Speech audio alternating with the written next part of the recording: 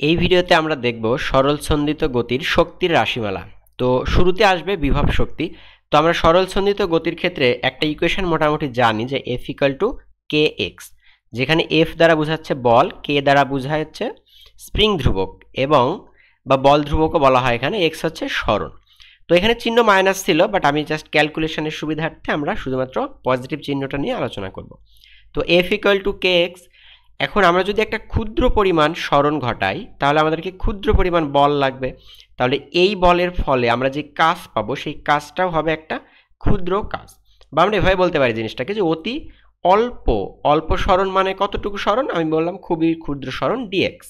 তো dx সরণের জন্য প্রত্যয়নী বলের বিরুদ্ধে যে কাজটা করতে হবে সেটাও তাহলে অল্প কাজ হবে, সেটা হবে dw। তাহলে কাজ বলতে আমরা কত জানি, w = fs, অর্থাৎ বল গুণ সরণ। তাহলে আমাদের বল কত f, আর সরণটা আমি বলতেছি কি খুবই ক্ষুদ্র সরণ বা dx। তাহলে dw = আমরা লিখতে পারবো f dx। এখন আমি যদি পুরা কাজ পেতে চাই তাহলে একে আমাদেরকে কি করতে হবে, ইন্টিগ্রেশন করতে হবে। অর্থাৎ এই যে, তো f এর মানটা আমরা বসায় দিতে পারি, f সমান কত, যেমন kx, তো kx আর সাথে dx। তো এবার আমরা দেখো যে মোট কাজ যদি বের করতে চাই তাহলে আমাদেরকে একে কি করতে হবে, ইন্টিগ্রেশন করতে হবে। সো ইন্টিগ্রেশনের লিমিট হচ্ছে 0 থেকে একদম সম্পূর্ণ যে সরণ 0 থেকে x পর্যন্ত সরণ। তাহলে এই লিমিটের মধ্যে আমরা যদি একে কি করি, ইন্টিগ্রেট করি, তাহলে এই dw কে ইন্টিগ্রেট করলে আমি মোট কাজ পাবো বা w পাবো। আর এই পাশে যেটা আছে kx dx, এটাকেও আমাকে ইন্টিগ্রেশন করতে হবে। সো লিমিট কত হবে, লিমিট হবে 0 থেকে x পরিমাণ। এখন কে টাকে ইন্টিগ্রেশনের বাইরে নিয়ে আসা হয়েছে কেন, কারণ কে হচ্ছে ধ্রুবক, আর আমরা জানি তো ইন্টিগ্রেশনের ধ্রুবকটা ইন্টিগ্রেশনের বাইরে আসে, তাই না? তার মানে বেসিক্যালি এক্সকে আমাকে ইন্টিগ্রেট করতে হবে এক্স এর সাপেক্ষে। তাহলে তোমরা জানো যে এক্স এর উপরে কিছু নেই, মানে পাওয়ার 1 আছে। তাহলে একে যদি ইন্টিগ্রেট করো তাহলে উপরে পাওয়ার কি হয়, এক যোগ হয়, অর্থাৎ উপরে হবে x² বাই নিচে ওই পাওয়ার দিয়েই ভাগ হয়, অর্থাৎ x²/2 হবে। এখানে যদি আমি ইন্টিগ্রেট করি তাহলে এই যে x²/2। আর পাশে কিন্তু কে এর মতোই আছে, কারণ এই যে ধ্রুবকটা সামনে আছে, ঠিক আছে? এখন লিমিট কত দেখো, 0 থেকে x হচ্ছে এটার লিমিট। তাহলে ইন্টিগ্রেশন কেমনে করতে হয় তোমরা ম্যাথে শিখছো না, একবার আপার লিমিট বসাতে হবে x এর জায়গায়, আরেকবার লোয়ার লিমিট বসাইতে হবে। এই 2টাও কিন্তু ধ্রুবক, 2টাকেও আমরা চাইলে বাইরে নিয়ে আসতে পারি, অর্থাৎ এই যে k/2, একবার x এর জায়গায় আপার লিমিট বসাবো x² - 0। তো ফাইনালি দেখো এটা তো 0ই, তাহলে k/2 × x², বা এটাকে আমরা সাজায় লিখলে এভাবে পাবো যে w = ½ kx²। অর্থাৎ এইটাই হচ্ছে আমাদের বিভব শক্তির রাশিমালা, w = ½ kx², ঠিক আছে?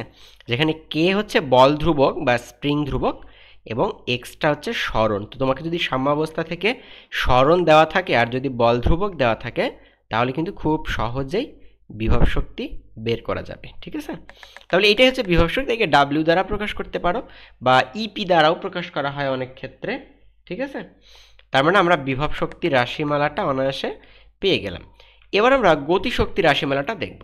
এই যেটা তো বিভব শক্তি, ইপি আমরা আগের স্লাইডে দেখলাম, ইপি = ½ kx²। এখন গতিশক্তির রাশিমালাটা আমরা এটা দিয়েই মনে রাখবো, বাট এটার সাথে একটু পার্থক্যটা হচ্ছে, দেখো বিভব শক্তিটা কত ছিল, ½ kx²। তো গতিশক্তিটা হবে এই এক্সের জায়গায় শুধু হবে আমাদের টোটাল যে বিস্তারটা, সেটা আমাদের কত বলি আমরা, ক্যাপিটাল এ বলি না? তার মানে এই সাম্যাবস্থা থেকে যে সর্বোচ্চ সরণটাকে আমরা বলি কি, বিস্তার এ।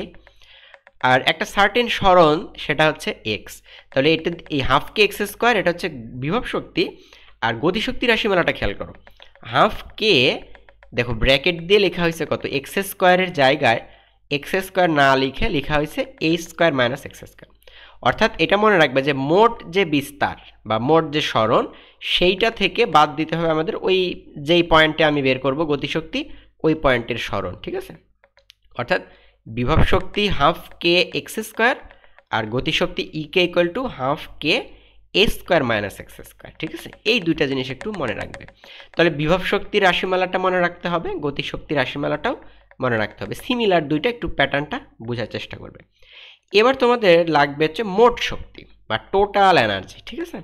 তাহলে মোট শক্তি বলতে কি, তার বিভব শক্তি আর গতিশক্তি দুইটার যোগফল, তাই না? অর্থাৎ এই যে ই = আমরা লিখতে পারবো ইপি + ইকে। তাহলে ইপি এবং ইকে এর যে রাশিমালাটা ছিল আমরা সেগুলো একটু ইমপ্লিমেন্ট করি। ইপি ইকুয়াল টু কত ছিল, হাফ কে এক্স স্কোয়ার, আর ই কে ইকুয়াল টু হাফ কে A square minus X square. Okay, তো এখন যদি এই ব্র্যাকেটটা তুমি তুলে দাও তাহলে হাফ কে এ স্কোয়ার একবার হবে, তারপরে মাইনাস হাফ কে এক্স স্কোয়ার হবে, অর্থাৎ ব্র্যাকেটটা ওপেন করে দিলে এরকম একটা ফর্মেট আসবে। তো এখন খেয়াল করে দেখো, হাফ কে এক্স স্কোয়ার দুইটা কাটা চলে যাবে, তাহলে ওভারঅল থাকে হচ্ছে আমাদের শুধুমাত্র এই যে মাঝের টার্মটা, অর্থাৎ ই ইকুয়াল টু হাফ কে এ স্কোয়ার। তাহলে যদি মোট শক্তি কখনো বলে, মোট শক্তি রাশিমালাটা হবে ই কে ইকুয়াল টু হাফ কে এ স্কোয়ার। ঠিক আছে, তাহলে এখান থেকে বিভব শক্তি রাশিমালাটা মনে রাখতে হবে। বিভব শক্তি রাশিমালাটা সবাই জানো, গতিশক্তি রাশিমালাটা একটু চেঞ্জ, মানে এক্স স্কোয়ারের জায়গায় শুধু আছে H square minus X square. আর যদি কখনো মোট শক্তি বলে, প্রশ্নে উল্লেখ থাকে মোট শক্তি, তাহলে তোমার হচ্ছে হাফ কে এক্স স্কোয়ার না, তখন এখানে হবে সর্বোচ্চ সরণ। আর আমরা তো জানি সর্বোচ্চ সরণটাই হচ্ছে তার বিস্তার, অর্থাৎ এ। ঠিক আছে, তার মানে মোট শক্তি হাফ কে এ স্কোয়ার। ওকে, শক্তি থেকে মোটামুটি এই কয়েকটা রাশিমালা জানলেই চলবে। আমরা পরবর্তীতে শক্তি সংক্রান্ত কিছু এক্সাম্পল সলভ করব।